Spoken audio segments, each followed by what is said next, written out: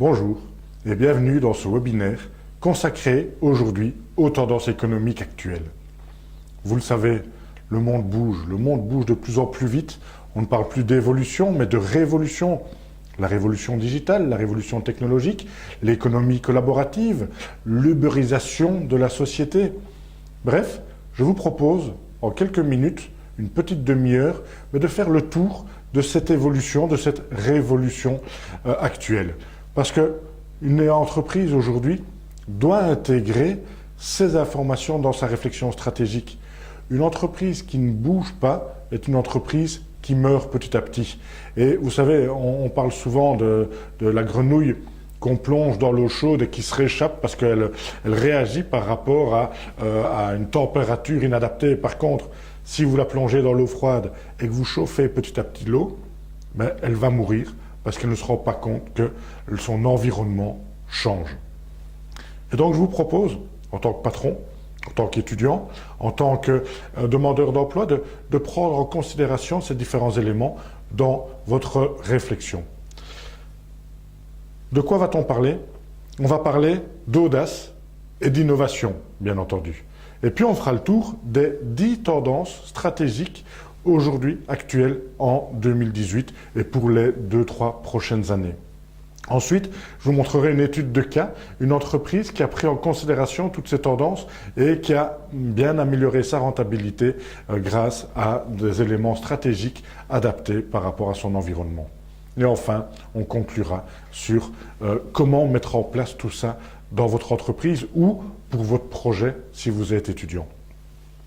Alors, l'audace et l'innovation, vous savez, je ne suis pas le premier à le dire. Et donc, on a notre ami Darwin ici qui dit « Mais les espèces qui vont survivre, ce ne sont pas les plus fortes, ce ne sont pas les plus intelligentes, mais c'est celles qui vont s'adapter le mieux au changement de leur environnement. » Et je vais faire la transition par rapport au monde de l'entreprise. L'entreprise ne va pas être la plus forte ou la plus intelligente. L'entreprise qui va être performante, c'est l'entreprise qui va être flexible, qui va être agile. On parle beaucoup d'agilité de l'entreprise. Mais effectivement, on parle d'entrepreneurs qui ont envie d'avancer et qui vont intégrer toutes les tendances dans leur réflexion en se disant « Ok, maintenant, je peux effectivement avancer et être un tendanceur puisque je vais être un précurseur sur mon marché. » L'innovation, aujourd'hui, c'est un état d'esprit essentiel à tout entrepreneur. La créativité, c'est vraiment de l'idéation, avoir un maximum d'idées, et puis alors après vérifier si ces idées sont faisables et peuvent être intégrées dans un business model. Je rencontre beaucoup trop de patrons qui sont toujours dans un schéma de pensée, dans un type de management par l'expérience.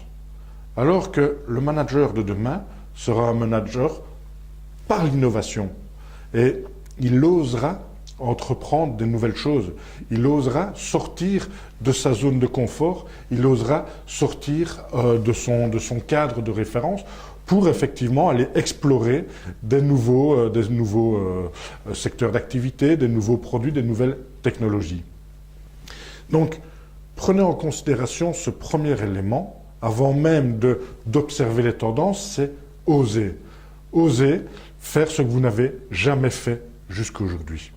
Maintenant, mesurez les risques. Il faut bien entendu que votre innovation ne mette pas en péril votre activité. Sortez du cadre petit à petit et puis alors après, faites en sorte d'être le premier sur le marché. 10 tendances, je vous disais, 10 tendances qui vont devoir être intégrées dans toute activité, que ce soit un coiffeur indépendant, tout seul, dans son salon, ou que ce soit une multinationale. Peu importe la taille de l'entreprise. Et on verra tout à l'heure l'étude de cas que la taille de l'entreprise est assez petite. Ça n'empêche qu'il faut intégrer ces tendances dans sa stratégie.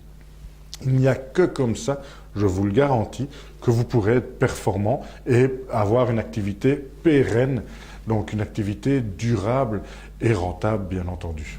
Première tendance, c'est l'évolution du parcours client. Jusque dans les années 2000, c'était assez simple. L'entreprise faisait de la publicité, et donc il y avait un stimuli commercial, et le client venait dans le magasin ou rencontrait le commercial pour acheter le produit. Et puis alors après, il y avait la troisième étape qui était l'utilisation du produit. Aujourd'hui, comme on peut le voir, il y a une étape supplémentaire dans le parcours du client. Et cette étape supplémentaire, c'est la recherche d'informations par rapport au produit ou par rapport à l'entreprise. Est-ce que l'entreprise est crédible? Est-ce que je peux avoir des certificats peut-être de qualité? Je vais demander à mon réseau social, que ce soit web ou physique, demander à mes amis en disant « Tiens, qu'est-ce que tu penses de cette entreprise-là » Je vais peut-être demander à Facebook, 2 milliards de membres, je vais peut-être leur demander « Cher Facebook, est-ce que vous recommandez quelqu'un ou qu'est-ce que vous pensez de tel ou tel produit ?» Je vais aller regarder les vidéos sur YouTube, je vais regarder s'il y a des journalistes ou des blogueurs qui en parlent dans des émissions économiques, ce genre de choses. Bref, je vais me renseigner. Et avec la masse d'informations disponibles grâce à l'évolution digitale, ben je vais pouvoir me faire ma propre idée et décider si oui ou non je vais plus loin dans le parcours client. Si oui ou non je vais à l'étape 3, c'est-à-dire rencontrer le commercial ou dans le magasin ou dans le showroom. Et donc, n'investissez pas tout dans la publicité. Si vous devez influencer votre marché, investissez aussi dans votre crédibilité, dans votre image de marque.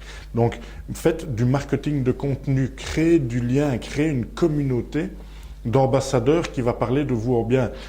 Ayez des relations privilégiées avec les blogueurs ou avec la presse spécialisée pour pouvoir effectivement faire en sorte qu'elle parle de vous et de votre entreprise. Bref, investissez du temps plus que de l'argent dans cette crédibilité, dans cette image de marque. Ça, c'est le premier conseil que je peux vous donner aujourd'hui. C'est vraiment de ne pas tout miser sur le magasin ou tout miser sur la publicité, mais entre les deux, c'est faire en sorte de crédibiliser votre offre. Et comme vous le voyez, la dernière étape, c'est l'expérience client. Et le client, s'il est satisfait, ben, invitez-le à parler de vous en bien. Faites-le devenir votre ambassadeur, fidélisez-le pour qu'il devienne votre meilleur vendeur. Deuxième tendance, c'est le cross-canal. C'est la suite logique de ce qu'on vient de voir. Votre client, aujourd'hui, ou votre prospect, il va utiliser différents canaux d'information, de communication avec vous et différents moyens d'achat. Avant, on parlait de séquences en disant « j'ai un client qui va s'informer par téléphone ou qui va venir dans le magasin, qui va acheter dans le magasin et puis qui va repartir ».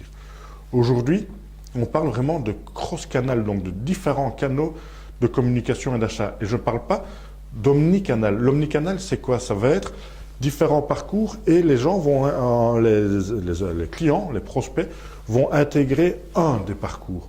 Aujourd'hui, ils vont passer, comme on le voit ici, d'un parcours à l'autre, que ce soit le web, le magasin, le catalogue, le téléphone, etc. Bref, vous ne pouvez plus obliger votre client à suivre le parcours que vous avez décidé. Vous devez vous adapter par rapport aux nouveaux comportements. Et les nouveaux comportements, ben, on se rend bien compte que vous, comme client, vous le faites aussi, hein, on se rend bien compte qu'on est vraiment volatile et on passe d'un à l'autre très facilement. Ça, c'était la deuxième tendance. Troisième grande tendance, c'est de créer de l'expérience client. Faire en sorte que votre client se sente bien lorsqu'il entame une relation commerciale avec vous. Et se sentir bien à un certain moment, c'est travailler sur le côté émotionnel. Vous pouvez utiliser pour ça le marketing sensoriel. Je vous invite à regarder le webinaire consacré à ce sujet. Mais il faut vraiment que vous puissiez, comme c'est indiqué ici, créer une émotion positive, une émotion peut-être un effet waouh, qui va faire en sorte que le client ait envie de continuer sa relation commerciale avec vous. L'image que vous voyez derrière moi, c'est une photo qui a été prise dans une ville que vous connaissez. Non, ce n'est pas Venise, c'est effectivement Las Vegas.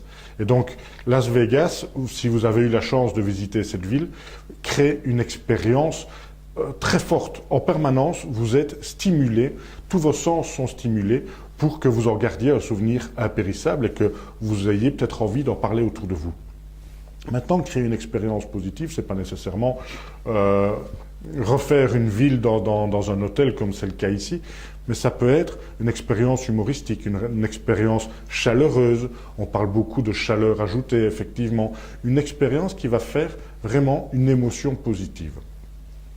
Le marketing sensoriel dont je parlais, stimuler les 5 sens, que ce soit le visuel, l'auditif, le gustatif, le tactile et l'olfactif, vont faire en sorte que vous puissiez effectivement changer la perception de l'individu et qu'il se sente bien, et puis alors après que son comportement change et qu'il achète peut-être plus ou mieux avec vous. 4e grande tendance, c'est l'impatience du client. Vous savez, on a fait une étude de marché dernièrement et on demandait, comme vous pouvez le constater ici, quels sont les éléments qui font que vous allez choisir un fournisseur plutôt qu'un autre. Et donc, les éléments qui ressortent, les 3 éléments principaux qui ressortent, c'est la qualité de l'accueil. Donc, on est dans le lien, dans l'humain, la qualité des conseils. Donc là, on est plus dans le professionnalisme, dans la crédibilité, la qualité. Et enfin, la disponibilité des stocks. Donc oui, le client veut tout de suite. Et c'est une révolution dans notre économie. Vous savez, des secteurs d'activité comme le secteur automobile, le secteur immobilier, etc., qui ont tendance à personnaliser plus, mais à prendre plus de temps pour que le produit fini soit livré au client. Ils vont devoir réfléchir différemment leur stratégie. C'est fini de travailler peut-être en précommande. Il faut travailler en flux tendu, parce que si on a trop de stock, en termes de rentabilité, ça ne va pas aller non plus. Une autre analyse de marché que nous avions fait, nous demandions aux clients de différents âges, de différentes régions, quelle est la durée optimale en termes de réaction lorsque vous demandez une information en entreprise, donc son temps de réactivité idéal. Les seniors parlaient en jours. Les majors, donc majors, on va être entre 25 et 45, 50 ans, parlaient en heures. Les juniors parlent en minutes. Et donc, oui, les juniors, on va être vraiment dans cette impatience, dans cette immédiateté qui va perturber l'organisation des entreprises. Et donc, il faut s'adapter à ça, avec des chats, par exemple, sur le site Internet en termes d'information, avec des stocks disponibles à différents endroits, etc. Et on parlait du cross-canal tout à l'heure. Vous savez, les magasins, je vais prendre Amazon, par exemple, qui était un pur player du web. Maintenant, vous avez des magasins physiques Amazon, les Amazon Go, et puis ils ont racheté des enseignes de la distribution pour pouvoir avoir une disponibilité différente de leurs produits. Donc peut-être avoir une zone de chalandise et une densité de distribution plus importante. 5e grande tendance dont je voulais vous parler, c'est la simplicité d'utilisation ou de communication avec l'entreprise. Le client veut des choses simples et faciles. Vous savez, certains grands de ce monde, comme Steve Jobs, qui a quand même révolutionné le monde informatique, Steve Jobs a toujours refusé qu'il y ait un mode d'emploi avec ses produits ou avec ses applications. S'il y a un mode d'emploi, c'est trop compliqué, donc on ne le met pas à disposition du client. Vous imaginez? C'est une révolution, effectivement, parce qu'il y a beaucoup trop de logiciels, de produits, etc., qui sont difficiles d'utilisation. Il faut un manuel qui est épais comme ça d'utilisation pour pouvoir le monter ou l'utiliser, ou des formations très très longues. Il y a des entreprises aussi qui vont rendre beaucoup plus difficile la communication avec eux.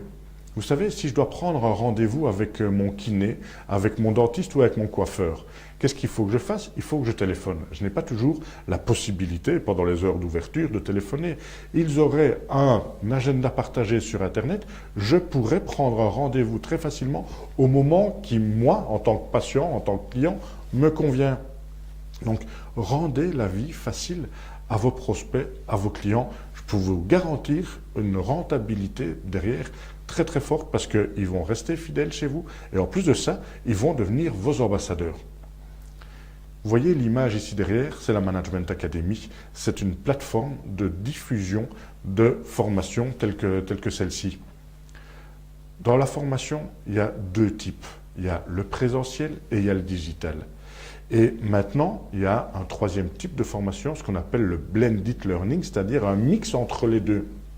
Et effectivement, si vous pouvez avoir des formations en capsule vidéo telles que celle-ci, avec toute la théorie, et derrière avoir un coaching ou une réunion en présentiel où vous pouvez échanger avec un coach, un formateur, un consultant, là on est dans un mix et vous gagnez du temps, vous gagnez en efficacité, vous rendez beaucoup plus facile l'apprentissage. Si à un certain moment vous voulez rentabiliser vos trajets dans votre voiture, vous pouvez écouter des capsules audio formatives. Je vais faciliter votre utilisation et je vais répondre à votre besoin de manière beaucoup plus facile. Donc la question que vous devez vous poser aujourd'hui, c'est comment je peux faciliter l'information recherchée par le client, comment je peux faciliter l'achat de mon produit, comment je peux faciliter l'utilisation de mon produit et enfin, comment est-ce que je vais faire en sorte que le client veuille rester chez moi, donc en termes de fidélisation, parce que je suis unique sur ce schéma-là, sur cette tendance-là. Tendance suivante, c'est que le consommateur, je vous disais, change. Il évolue vite, il évolue beaucoup en devenant un consommateur. C'est fini le temps où il acceptait tout ce que vous lui donniez sans réagir. C'est fini le temps où il s'adaptait à votre offre, produit, service, en se disant « ça ne me convient pas tout à fait, mais bon, je vais quand même l'acheter ou louer ce produit ou ce service ». C'est terminé. Le consommateur aujourd'hui devient très exigeant et il veut absolument être actif, non plus passif. Il veut plus être un spectateur, il veut être un acteur de l'évolution de l'économie.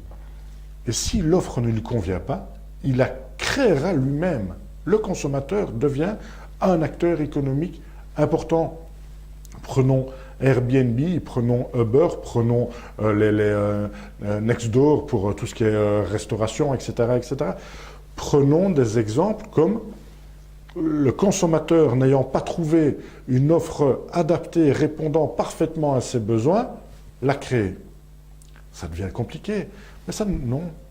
Ce qui est compliqué, c'est juste d'écouter votre marché. Il y a trop peu d'entreprises aujourd'hui qui réalisent des analyses de leur marché, qui écoutent leur marché, qui mettent en place un observatoire des tendances peut-être, ou un observatoire des comportements, des attentes, des besoins de leurs clients. Et je ne vous parle pas nécessairement d'un sondage avec questionnaire. Ça peut être fait. Vous voyez, pour ça, la capsule vidéo, réalisez votre étude de marché en toute simplicité. Ça peut être fait, un sondage. Mais vous pouvez aller plus loin et mettre en place de la veille. Et si vous mettez en place de la veille, vous allez pouvoir vous adapter beaucoup plus facilement à l'évolution du consommateur. Il veut une offre personnalisée. Il veut être le propre héros de l'histoire commerciale qui va vivre avec vous. Bref, il veut se sentir important, il veut que vous lui accordiez toute votre attention. Si ce n'est pas le cas, il partira. Et donc, faites en sorte que le consommateur soit le roi chez vous. Mais roi, on dit souvent le client est roi. Oui, moi j'en suis convaincu. Mais ROI, le client est un Return on Investment. Donc, la satisfaction du client va être un retour sur investissement positif. Donc, va assurer votre rentabilité. Demandez-lui ce qu'il veut. Adaptez-vous. Peut-être créer un groupe de décision, un groupe de discussion mensuel ou trimestriel avec vos clients pour vous assurer que vous êtes toujours avec votre offre dans un schéma positif en termes de perception client. Septième grosse tendance, c'est le digital. On estime que 95% des Européens seront en mode connecté mobile en 2020. Donc, c'est demain. Aujourd'hui, on ne peut plus se permettre d'oublier ce monde digital, physique et digital. Parce que on a tous un smartphone, on a tous une tablette, on a tous un élément qui nous connecte aux autres et aux entreprises.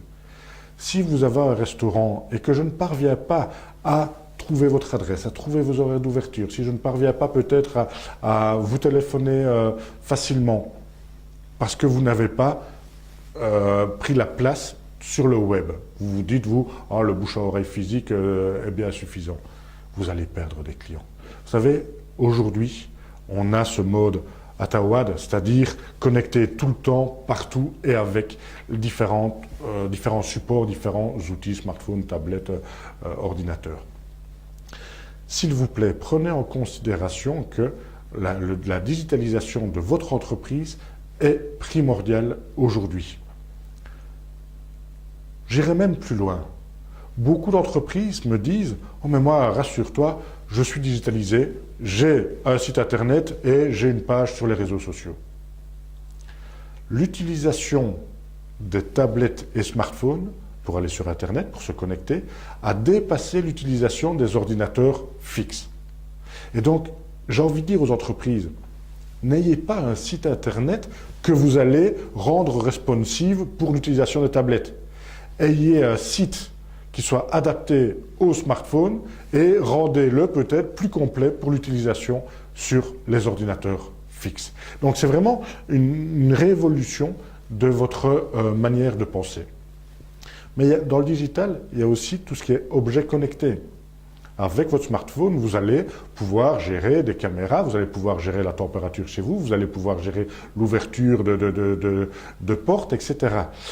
Vous savez, je ne crois plus maintenant, que ce soit pour les professionnels ou pour les particuliers, je ne crois plus dans un monde uniquement physique.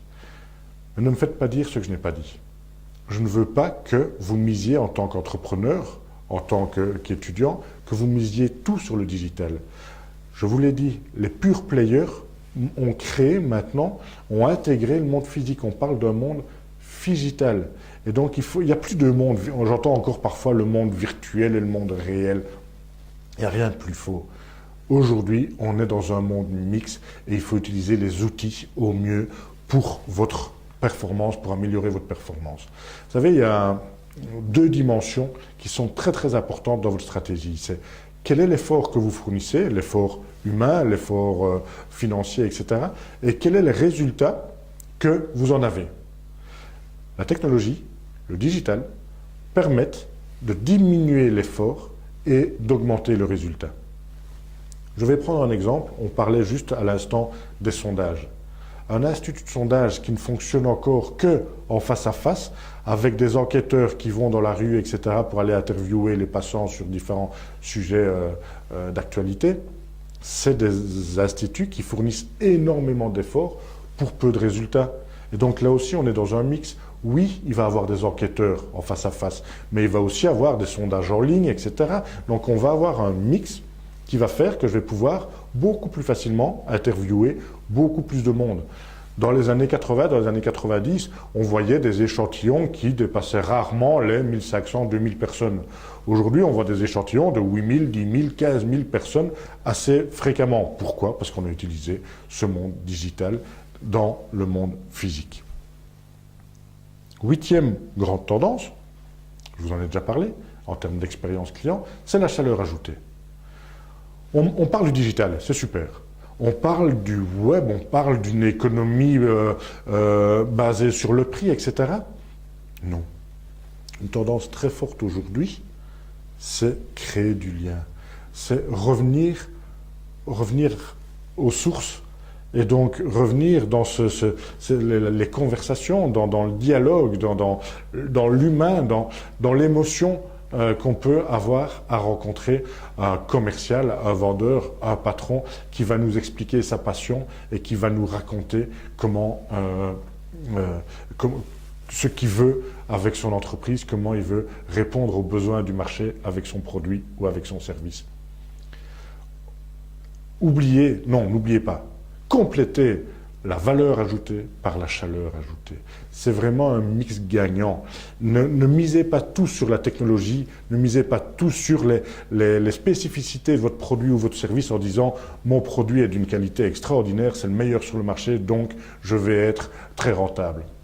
Si derrière, on ne sait pas qui est le patron, on ne rencontre pas les commerciaux, si derrière, on est juste un numéro, qu'il n'y a pas de chaleur ajoutée dans la relation que vous établissez avec votre marché, je peux vous assurer que ça ne fonctionnera pas. C'est pour ça, entre autres, que les foires et salons fonctionnent toujours très très bien, puisqu'on rencontre quelqu'un, puisqu'il y a cet échange qui se fait entre êtres humains. On appelle ça du H2H, on parle tout le temps de B2A, B2B, B2C.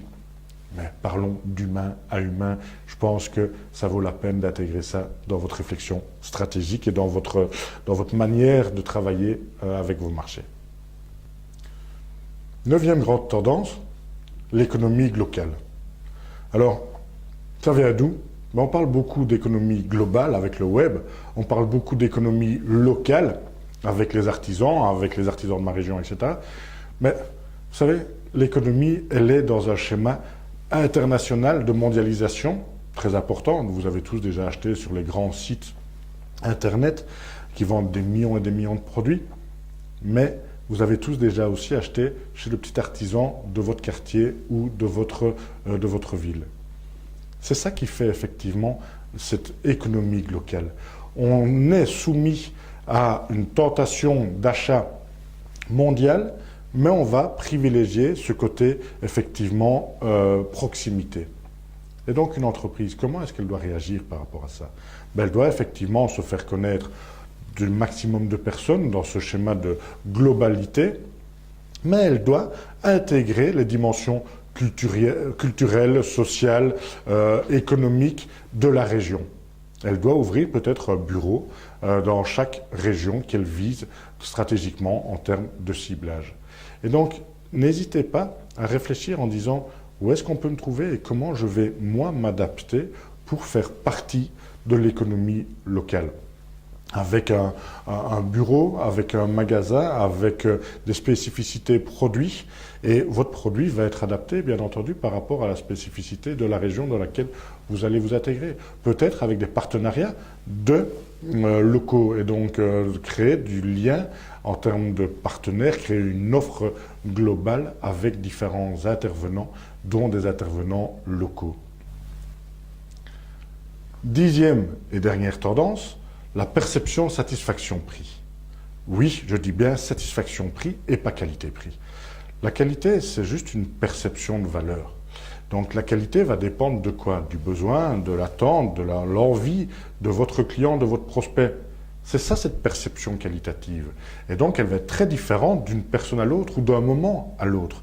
Et certaines personnes vont être prêtes à payer plus, d'autres moins, suivant l'envie, le besoin ou simplement l'utilité que j'ai du produit ou du service.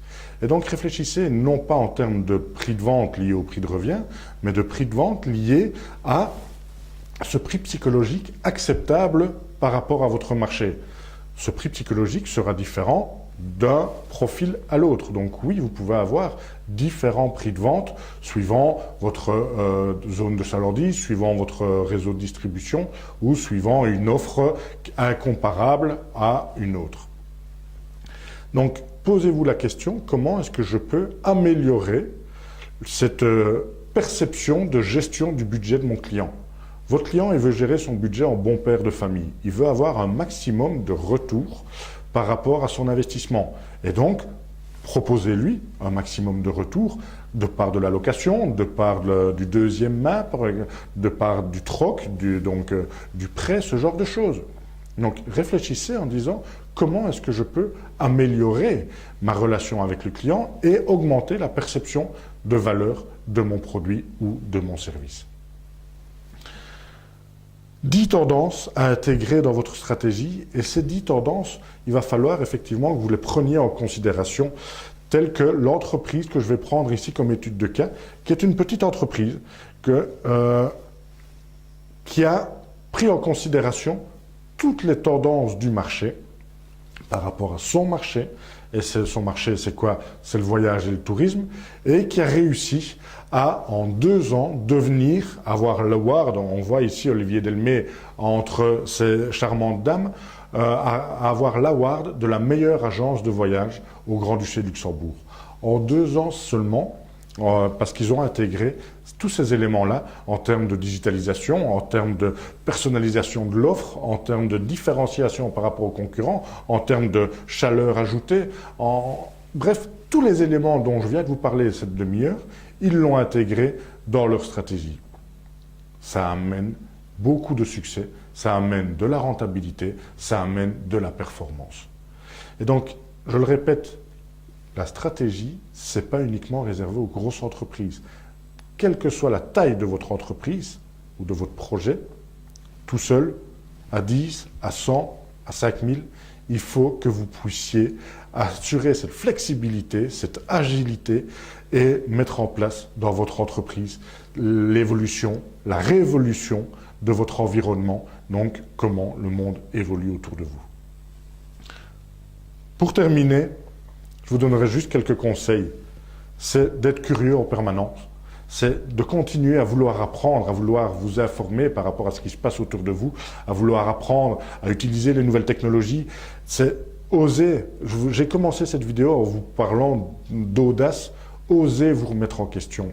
Osez sortir du cadre. Osez être dans un schéma d'apprentissage permanent. Vous savez, les jeunes pensent qu'ils savent tout et les vieux savent qu'ils ne savent rien. Et faites un peu comme une personne mature et effectivement, posez-vous la bonne question en disant « Est-ce que j'en sais assez sur mon marché? Est-ce que je dois encore évoluer? Est-ce que j'évolue assez vite vu l'évolution de mon environnement ?» Merci pour votre écoute et à très bientôt.